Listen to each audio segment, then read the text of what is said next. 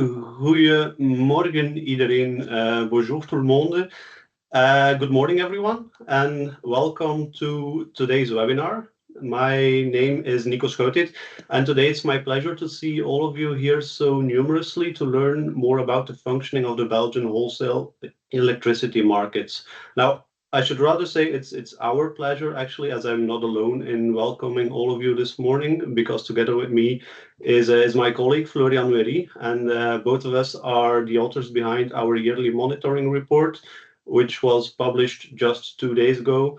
And we are proud and very enthusiastic to share our most interesting observations with all of you today. Now, before we start, I would like to point out some practicalities in order to ensure that we all know what to expect within the next 1.5 hours. As you may know from the invitation to this webinar, the aim of today's presentation is to share with you what we believe are some crucial evolutions and some important market dynamics, which we have described in our study. And after this short introduction, we will take a bit less than an hour to present reports to you. This will be followed by some concluding remarks and a half-an-hour Q&A session. Now, given the rather crowded participation, only Florian and myself will have cameras and microphones enabled, but we have opened up the chat. Now, however, when you submit your questions, we would really appreciate if you do this via the button on top. You can do this during the presentation, and then we will try to tackle them during the dedicated session at the end. Now, you're welcome to submit your questions in whatever language you prefer, as long as it's French, Dutch, or English, obviously, but you also have the option to submit them anonymously if you should like to. So that's an option. Now, finally, before moving on, I must insist that this webinar is recorded, but we will only publish the presentation itself. So we will not publish the Q&A session at the end. Now, with the practicalities covered, let's move over to the report itself. Our yearly monitoring report it's a fairly large report. It covers many different aspects of the functioning of our electricity sector and of the different market segments. The easiest way, obviously, to describe the size and the scope of this report is to just look at the table of contents with 8 different chapters, or the more than hundreds figures, dozens of tables. But obviously, it's not just an exercise in quantity, because qualitatively speaking, all the analysis and all the figures in the report try to tell a story, and they try to support an understanding, because in short, put very simplistically, this report is about the energy transition. It explains how and when and where we consume electricity. It explains which sources supply that electricity. It also describes why our electricity flows across borders, and how this is the result of a deliberate policy choice in terms of how our regional and European markets are designed. And the report also provides evidence of the functioning of electricity markets and how the dynamics which we observe in long-term, short-term, and near real-time markets, how these are shaped by the physical dimensions of injection, offtake, and cross-border flows. Vice versa, it also explains how our demands, how our supply and import-export patterns are driven by market signals and by cross-border capacity constraints. Now, all of this also explains rather nicely the relevance of the report, because we have been confronted in Belgium and in Europe with a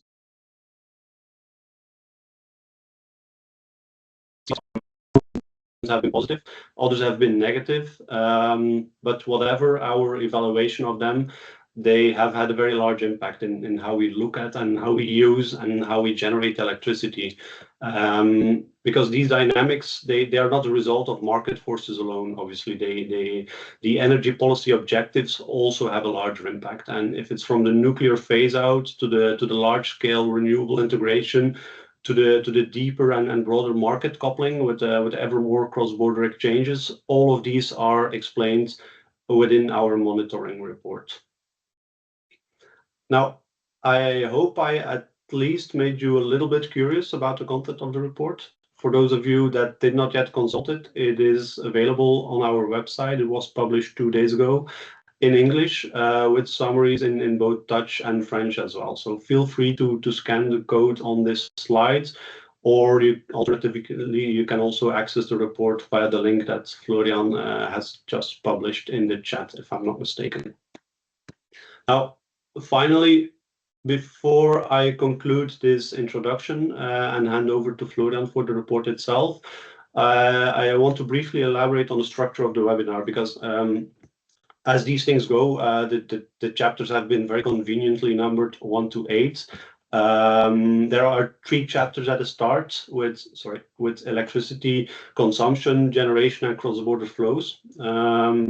The 5 subsequent chapters, they describe the market functioning from the very long term over day ahead intraday balancing markets to the non-balancing ancillary services.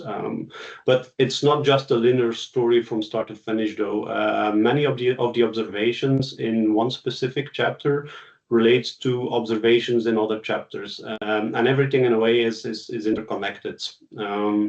And in order to have some visual assistance throughout this webinar, we have included a small legend at the bottom of each slide, which shows in blue which chapter of the analysis on the slide comes from, and then in dark gray which element from other chapters this relates to. So for example, when we discuss the Belgian net import-export position, chapter number 3 will be highlighted because that's on cross-border flows, but you'll know that these analyses also relate to the chapter on the day-ahead market, because cross-border flows are typically influenced by the day-ahead price signal.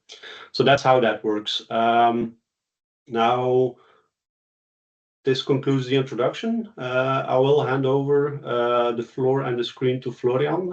Florian has been working on the analysis in chapters 1, 2, and 3, and he will present to you all of its main findings. So Florian, go ahead. The floor is yours. Yes, thank you, Nico, for the introduction. Can you confirm that you can see my screen? Perfect. Okay, great.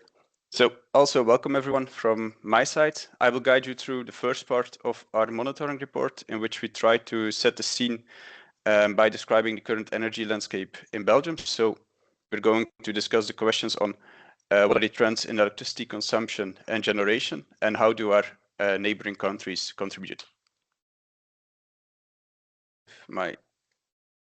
Yes, okay. So in the report, we try to characterize the Belgian electricity consumption based on 3 different indicators, namely the total load, the residual load, and the amount of auto consumption. The total load represents the load on Ilia's grid and all the distribution networks connected to it. The residual load is the part of the total load generated by conventional generation units, such as nuclear units, OCGTs, CCGTs, etc., connected to the transmission network, plus the net imports. And the auto consumption corresponds to the load on the distribution network, which is not injected to the transmission network. This equals the part that is locally consumed on the distribution grid. And this auto consumption is calculated as the total load minus the residual load. So total load minus residual load minus the amount of electricity generated by renewable assets, so solar, onshore and offshore wind, on the transmission network, which leaves us with the auto consumption. So when we look at yearly totals in historical data from 2015 onwards, as well as the numbers here on the slide, the trends observed the past several years hold. We observe a fairly stable total load close to the bottom of the demand for electricity reached in 2023. We see a decrease in residual load with a 5% decrease year on year, and a strong increase in auto consumption, leading to a 14% increase versus 2024. And the slight decrease of the total load could be attributed to many different aspects, which are listed here on the slide. And since an overall decrease is observed, we can state that the increase in energy efficiency, demand destruction, or sufficiency measures outweigh the current trends in the electrification of transport and heating and cooling applications. And these observations based for the total load could also be related to weather conditions or price signals, but it's much harder to decide or to decipher rather whether the evolution of the total load is positively or negatively impacted by these indicators. One recurrent analysis made in the monitoring report every year is the relationship between electricity consumption and the outside temperatures. And for all measurement years, we observe the highest total loads at the lowest temperatures. However, at the most elevated temperatures, a slight increase is observed compared to more moderate temperatures due to cooling needs in summer, for example. In 2025, we observe a slightly more parabolic relationship between demand and temperature, indicating that the effects of heating and cooling electrification are becoming more and more noticeable. Based on the average total load through every month of the year, which is depicted here on the right-hand side of the slide, we observe a clear seasonal pattern with lower loads in summer compared to higher loads in winter. And in 2025, these monthly average range from around 8.5 gigawatts observed in summer to 10.5 gigawatts observed in the winter months. So a 2 gigawatt spread throughout the year. And as a teaser, I added a reference to the figure in the monitoring report that also shows the seasonality of the other load indicators, so the residual load and the auto consumption. These strong fluctuations in total load throughout the year, so the strong seasonal influences, accompanied by higher generation capacity of renewable assets, have an influence on load dynamics. And this is why we investigated in our monitoring report the ratio between the peak load observed in a month and the average load within a month. And we can observe that since 2015, this ratio has been steadily increasing. And the highest ratio ever was observed in July 2025 and reached 137%, which means that the peak load observed in July 2025 was 37% higher than the average load that month. And not only does this ratio increase, which implies a higher volatility of the total load, also the moment of the day during which this peak is observed has shifted in recent years. And this figure here on the right-hand side shows the share of days during which the peak load was observed in a specific quarter hour for 2015 to 2022 on top, and for the 3 most recent years at the bottom. And we see that the quarter hour during which the highest total load is observed in 2023 to 2025 versus 2015 to 2022 has shifted more towards quarter hours before noon or around noon, and that the occurrence of peak loads during evening hours has decreased. I mentioned it briefly before. Additional renewable generation capacity remains being installed in Belgium.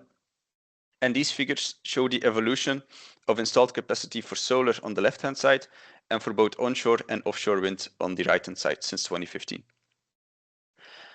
Significant increases in installed capacity have been observed in 2025, with an increase of 18% for solar versus 2024, reaching a total close to 12 gigawatts of installed capacity, and an increase of 16% for onshore wind has been observed in 2025, reaching 3.6 gigawatts. In terms of generated energy by these renewable assets, we observe a strong increase in solar generation, reaching over 10 terawatt hours. However, there's a decrease in the amount of energy generated through wind assets. However, these numbers are of course dependent on weather conditions, such as the amount of sunny hours and wind speeds observed during the year. Overall, these renewable assets have generated more electricity in 2025 than 2024, but I will come back to that a couple slides down the road. Going a little more in depth on the continuous increase in Belgian solar capacity, we observe that in 2025, the solar cannibalization effect persists. And with this cannibalization effect, we mean that due to solar installations generating electricity at the same time, and the corresponding surplus of electricity at some moments throughout the day, the average price a solar installation receives for producing electricity decreases when more solar is installed, hence the term cannibalization. We investigated the intraday volatility of the day-ahead price and saw that day-ahead price variations throughout the day become even more pronounced in 2025, reaching lower values compared to the average day-ahead price around noon and early afternoon in 2025 versus 2024 and 2023. These variations throughout the day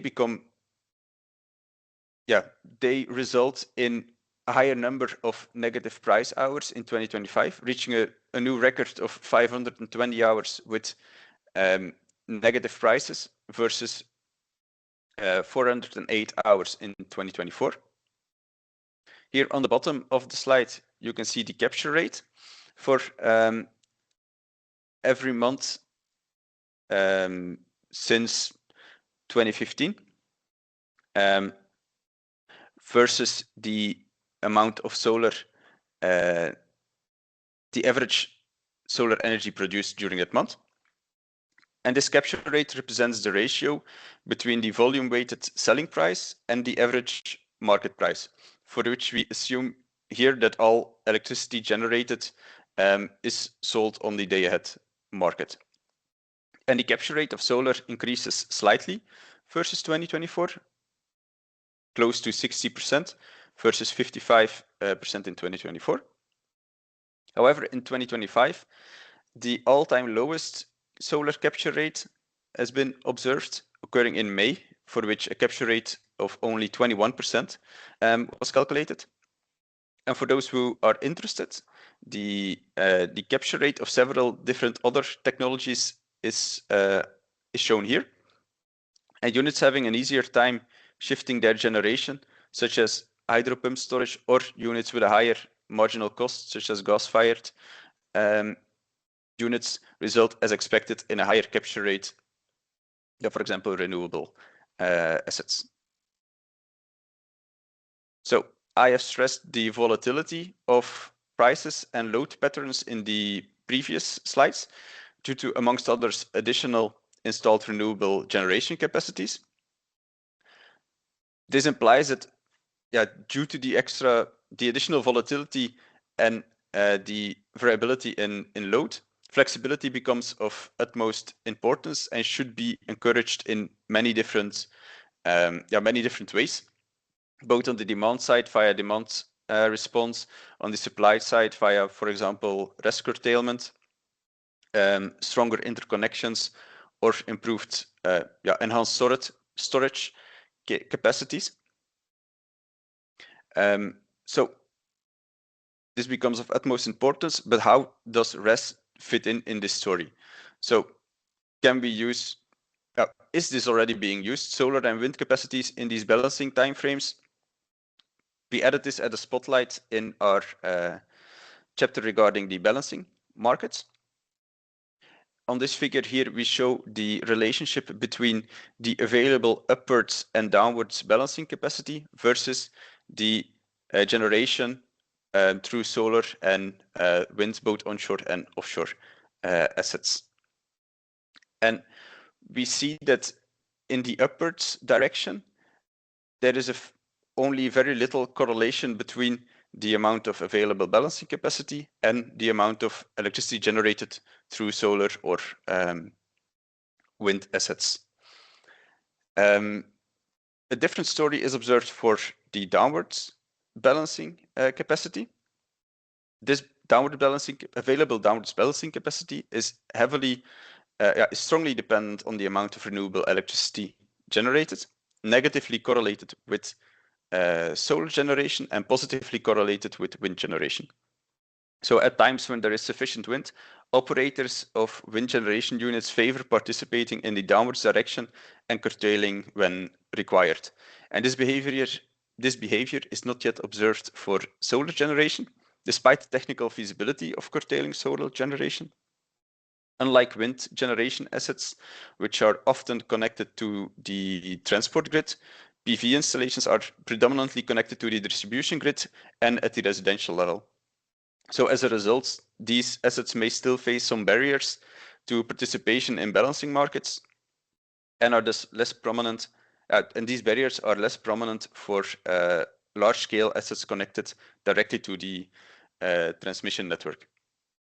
Additionally, when solar dominates the generation mix, electricity prices are pushed downwards, so pushing fossil fuel units out of the market. So as these units are not currently generating electricity, they can also not provide downwards balancing capacity. So this pushes the available downwards balancing capacity down even further. Then when we look at how much electricity is being generated in Belgium, we see that even though installed renewable capacity increases every year, less and less electricity is being generated domestically in Belgium. On this figure, we show a waterfall diagram which indicates the differences between 2024 and 2025 in terms of electricity generated per technology. And we see that year on year, 8% less electricity was generated in Belgium in 2025, totaling close to 60 terawatt hours of electricity generated in Belgium. And this corresponds to an 18% decrease versus the amount of electricity that was generated in Belgium in 2023. And this decrease in domestic electricity production is mainly driven by the nuclear phase-out, leading to a decrease of 7.1 terawatt hours of electricity generated through nuclear power plants in Belgium. And this decrease in nuclear production is only partly compensated for, and not only by renewables, which combined generated 1 terawatt hour more electricity in 2025 versus 2024, but also through natural gas-fired installations. And we generated 1.8 terawatt hour more electricity in 2025 versus 2024. And due to the market clearing algorithm, which minimizes the total system cost, an increase in imports is a consequence of this evolution, given that the total electricity demand in Belgium remained fairly stable. And this implies that we keep being a net importer of electricity. When we look at the historical net export positions of Belgium, we see strong fluctuations throughout the years, mainly due to nuclear availability, either in Belgium or in neighboring countries. And based on this data, we see that Belgium was a net importer until 2018 and became a net exporter between 2019 and 2022. And since 2023, Belgium is once again a net importer of electricity, with more and more electricity being imported in recent years due to the, amongst others, due to the nuclear phase out. However, Belgium is not importing 100%, it's not importing electricity 100% of the time. In summer, which is shown here on the right-hand side, which has a line for each day of the year, and a data point for every hour of each day, colored based on the net export position of Belgium. We can see that in the afternoon or around noon during the summer months or during sunny months, Belgium becomes a net exporter of electricity, whereas at other moments, Belgium mainly imports electricity. And the figures I'm stating now are not on the slide, but they can be found in the third chapter of the monitoring report. Belgium was a net importer for 89% of the quarter hours in 2025, whereas Belgium net imported electricity during 82% of the quarter hours in 2024 and only during 59% of the quarter hours in 2023. So there is a strong evolution, but if you want more information regarding these numbers, you will need to check the figures in the third chapter of our monitoring report. And the import-export position of Belgium is also strongly reliant on the conditions observed in neighboring countries, which is why we split the net position of Belgium per border. And we see that for most borders, the import or export status remains consistent over the years. We export to Germany, we import from the Netherlands, and we export to the United Kingdom on a yearly basis. And it is mainly France that shifts from import to export whenever Belgium's net position switches direction as well. One can approximate the welfare transfer, since we are talking about cross-border electricity flows, and there is a value associated to the amount of electricity that's being transferred. One can estimate the welfare transfer due to importing electricity, and we calculated this by multiplying the net position of Belgium per border and multiplying it by the day-ahead price. And for 2025, this came to about 1.4 billion euros. However, this number merely reflects a reliance on lower cost electricity from neighboring countries and the economic benefit of cross-border trade rather than a deterioration of Belgian welfare, since otherwise more expensive electricity had to be purchased domestically. So it's an evolution of the European markets that's given our own electricity mix in Belgium that more and more import is required.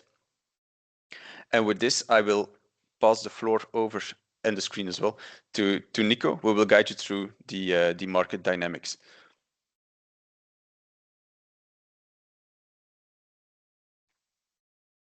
Yes, thank you very much, Florian. So now we already covered electricity demand, supply, and import and export movements across our borders. With that very informative context, we can now dive deeper into the market functioning, and we can focus on long-term, day-ahead, intraday, and balancing markets. So we start with the very long term.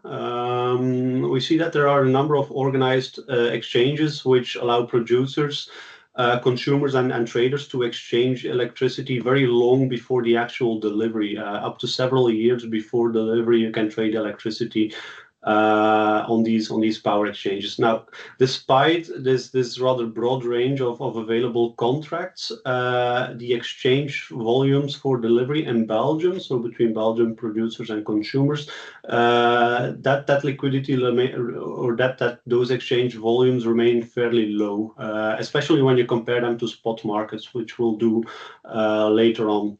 Nevertheless, the prices that result from these exchanges are much less volatile, and as such they do provide a hedge for market participants who want to receive or pay stable prices. You can see this on the right hand side of this slide. When you look at the prices for delivery of electricity in 2026, 2027 and 2028 as they were traded back in 2025, the range of these contracts, or the prices of these contracts, they fluctuate between 70 and 100 euros per megawatt hour, and they converge as they move closer to the delivery, so towards the end of the year.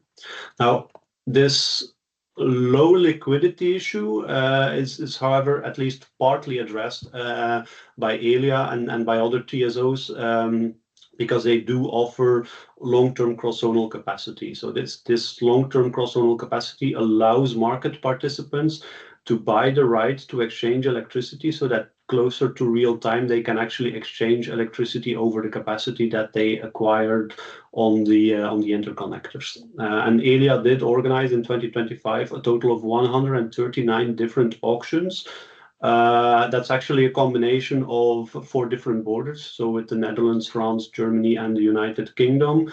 Also the combination of 2 directions, so import and export, and 4 different time frames. There are yearly products, monthly products, seasonal products, and quarterly products. And the combined price paid for all of these capacities over all the auctions are very high. So it resulted in an income of more than 500 million euros, which is nearly a 60% increase compared to 2024. But we must note, however, that these very large year-on-year movements in the total value of these cross-border capacities are something that we see every single year. For example, in 2022 and 2023, that number was still 600 and 700 million euros respectively now. Despite the very high frequency of these auctions, so these 139 auctions, we see that the actual capacities in megawatts that are being allocated in this figure, these are the orange bars, are very much insufficient to meet the high demand of market participants for these capacity rights. Because when you compare the allocated volume, so the orange bars, to the actual requested volumes from market participants in the blue bars, you can clearly see that for every megawatt that Elia sold, between 10 and 20 megawatts is being demanded by market participants to cover their cross-zonal price risk. Now, when liquidity in cross-border trading seems like an issue in long-term markets, we have to stress that this is definitely not the case for spot markets. As every other European country, Belgium has coupled its day-ahead market via the SDAC, the single day-ahead coupling mechanism, to the markets of other European bidding zones. And this single mechanism allows to exchange electricity on the day before the delivery between 27 different countries, and this mechanism is operated by 32 different system operators and 18 power exchanges across Europe. So this is quite an impressive, well-functioning mechanism. And as a result of that, last year we traded a total of 26.6 terawatt hours of electricity in the Belgian day-ahead market, which is an absolute record. It represents exactly 1/3 of our total electricity demand.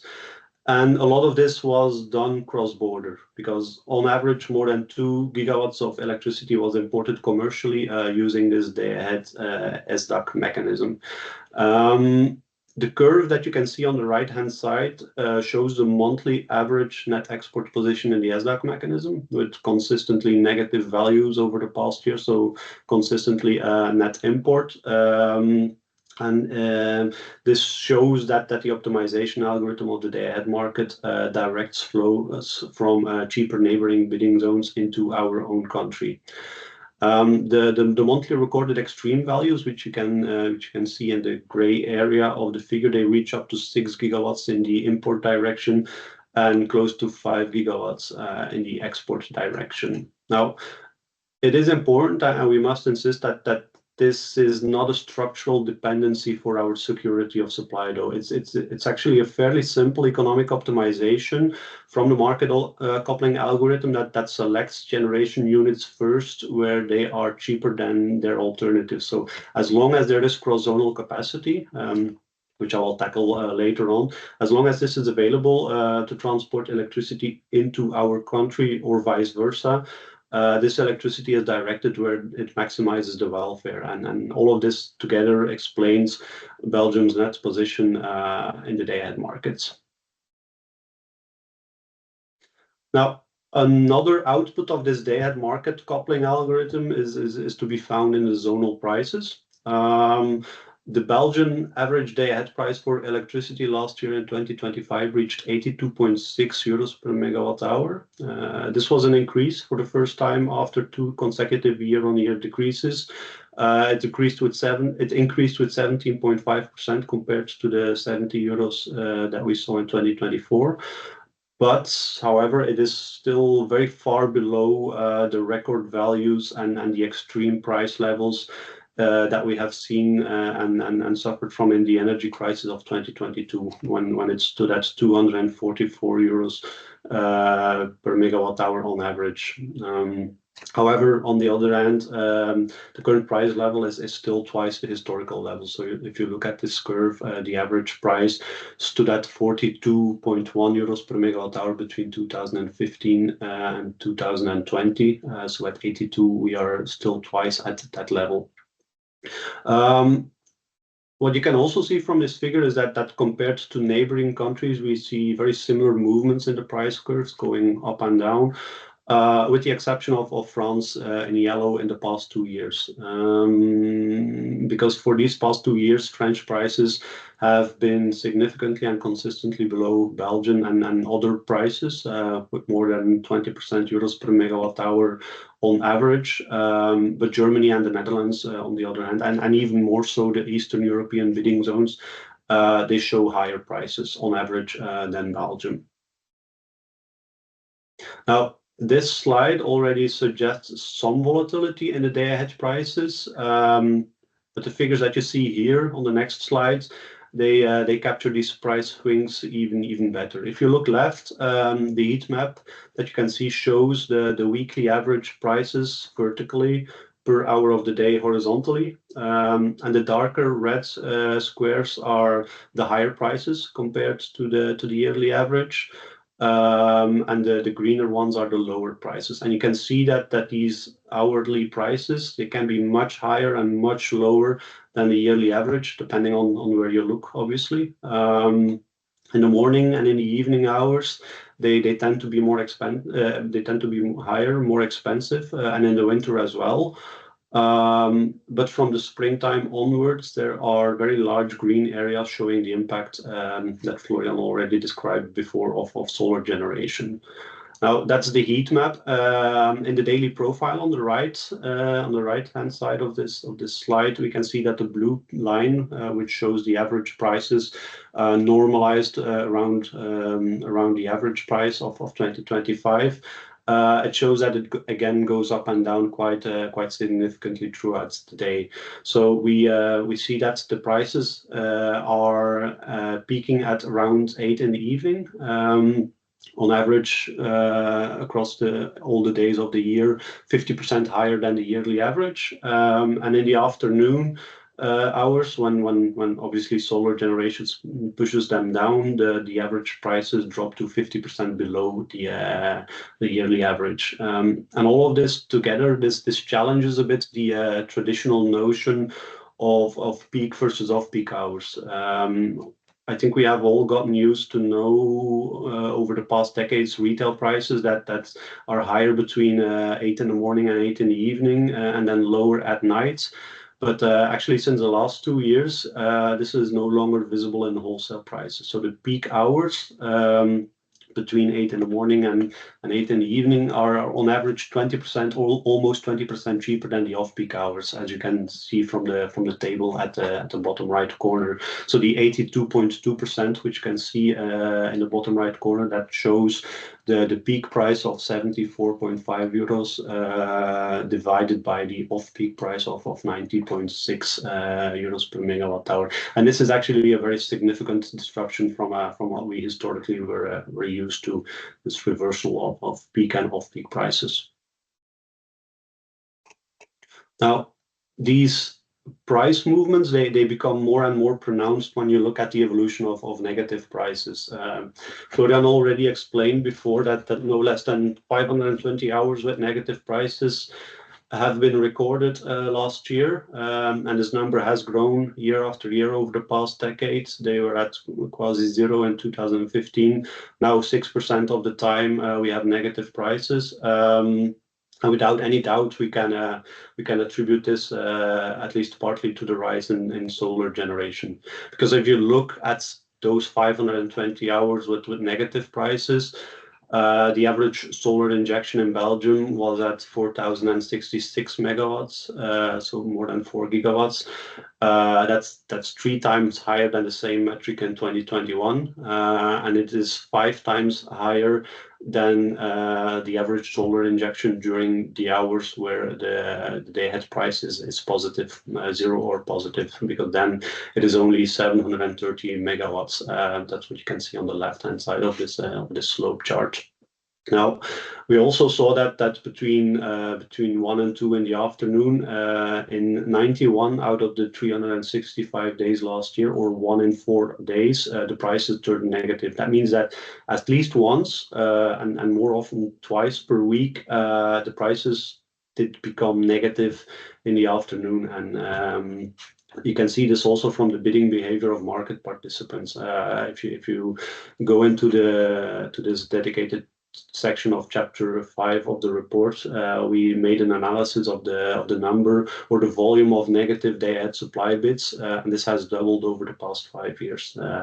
This actually broadens the negative part of the merit or the negative part of the aggregated supply curves, and more we see that solar generation is driving down electricity prices, and very often to negative territories. Now, the very large proportion of traded volumes in the day-ahead market that originate from cross-zonal exchanges are facilitated by the core flow-based market coupling mechanism.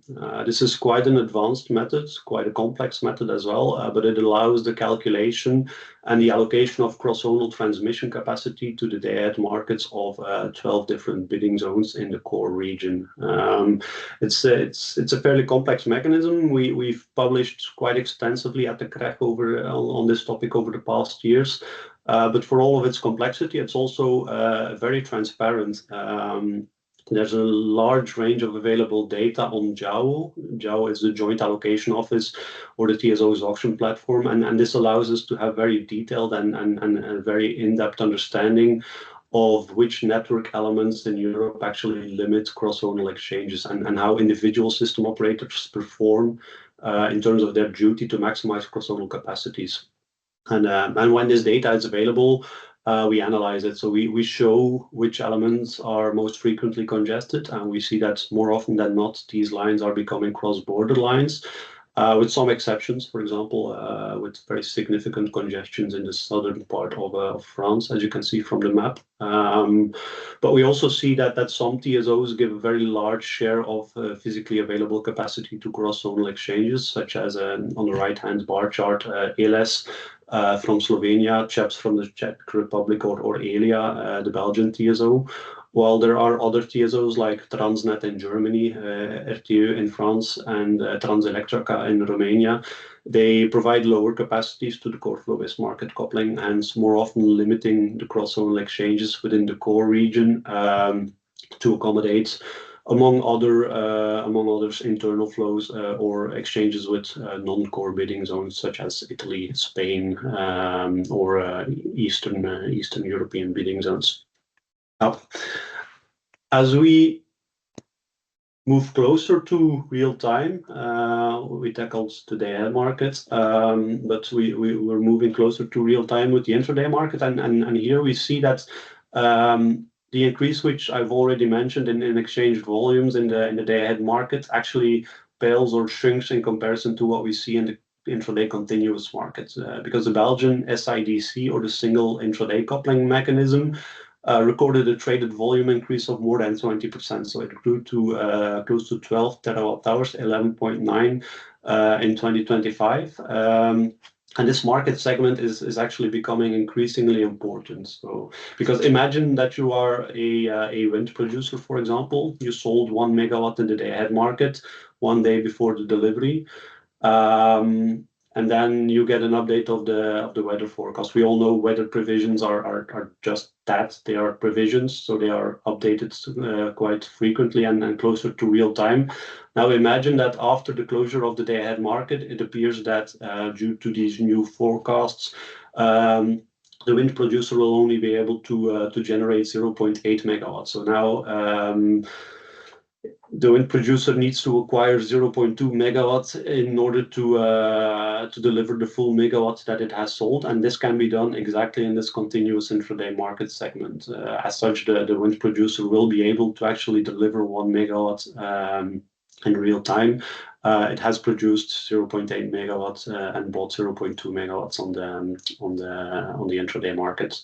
Now, the design of this intraday market is not static at all, because in the past years, a series of very important features have been implemented, such as intraday auctions to complement the continuous market segment on the one hand. That's the allocation part, but on the capacity calculation part, have been a series of capacity calculation mechanisms developed in the core region with 5 different capacity calculation moments, starting from after the closure of the day-ahead market to actually in the morning of the day itself. Next year, for example, cross-zonal trading will be accommodated up until 30 minutes before the actual delivery of electricity. So this is done by moving the gate closure time of the cross-zonal intraday market from 1 hour prior to delivery to 30 minutes. This is quite an important project, which will be very important for market participants. And a large projects for which Elia is currently preparing. It should allow that there is much needed flexibility to quickly react to last-minute production or consumption forecast changes across the borders, as long as capacity is available. Finally, on intraday markets, it's also very encouraging to see that the competition between different power exchanges is seeming to pick up because Nord Pool entered the Belgian market in 2019. Today it holds nearly 47% of the exchanged volume or the market share in the intraday continuous market, against 53% for the incumbent power exchange Apex. So this is much more balanced than, for example, in the day-ahead market, where this ratio is rather 80 to 20 in favor of Apex spot. So after the intraday markets, we conclude with the balancing markets. Aside from a very extensive overview in the monitoring report of the different products that do exist, from AFRR to MFRR and FCR, as well as the impact of different balancing platforms like Picasso and Mari, we also included a section on the observed imbalances in the Belgian network between the supply or the injection and the demand or the offtake in real time. And in last year, in 2025, in about 53% of all the quarter hours, we've seen a positive imbalance, which is probably due to the high injection of solar generation compared to the forecasted values. While on the other hand, in blue, in orange, we saw 47% with negative imbalances, and these balances or these imbalances are distributed fairly normally around 0, as explained in the report. Yet we also see that in the past years, some higher and some more frequent system imbalances, so exceeding 1,000 megawatts in either direction, have been observed, as the top table shows, especially in the negative imbalance direction. And then finally, elaborating quickly on the imbalance prices, they averaged around 83 euros per megawatt hour in 2025, which is very close to the day-ahead market. That's always the case year after year. Day-ahead market cleared on average at 82.6, so 83.1 is very close to that, or closely aligned. But there's much more volatility within those imbalance prices. They ranged last year between minus 999 euros per megawatt hours or plus 2,580 and 48 euros per megawatt hour. So this is a smaller absolute range between minimum and maximum than in 2024. Nevertheless, we see that these extreme prices are much more extreme than what we see in the day-ahead and the intraday markets. That's also a result of the fact that by design, the imbalance price limits are much broader, between minus 15,000 and plus 15,000 for the imbalance price, against, for example, minus 600 and plus 4,000 in day-ahead, or plus minus 9,999 in the intraday market. And as a matter of example, just a couple of weeks ago, this minimum price of minus 15,000 has been reached in Belgium on Easter Monday of this year in the Belgian imbalance market. Unfortunately, that's outside of the scope of this report, as it just happened a couple of weeks ago, but that should provide for some very interesting analysis and insights in next year's report. So we already know what to analyze there. Now, There we go. We covered demand, supply, net import, long-term markets, day-ahead markets, intraday markets, and balancing markets. We've told you everything we wanted to tell. So that just leaves the conclusion. And as a conclusion, we can see that indeed, as we assumed at the start, or as we presented at the start, everything that we show is interconnected.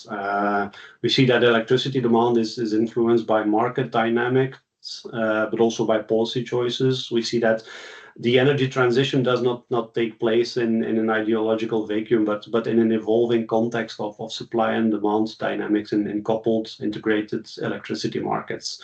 And with this report, we do not necessarily want to provide our views or our positions, but we want to contribute to understanding the market design and the market dynamics, because the electrification of our society and its decarbonization and its our continued battle to keep electricity prices affordable, but still ensure that the price signal is translated into flexibility. All of these are very important topics in today's debates about our market design. And we do sincerely hope that with this monitoring report, we can provide you with plenty of figures, statistics, and analysis to contribute to these discussions, because that's, after all, and in our modest view, the very best way to have a fact-based and meaningful debate on the opportunities and the challenges of the energy transition. So with that being said, I can leave our analysis here. So thank you also, Florian, for your contribution on chapters 1, 2, and 3. Thank you for listening. This does conclude the presentation part of this webinar.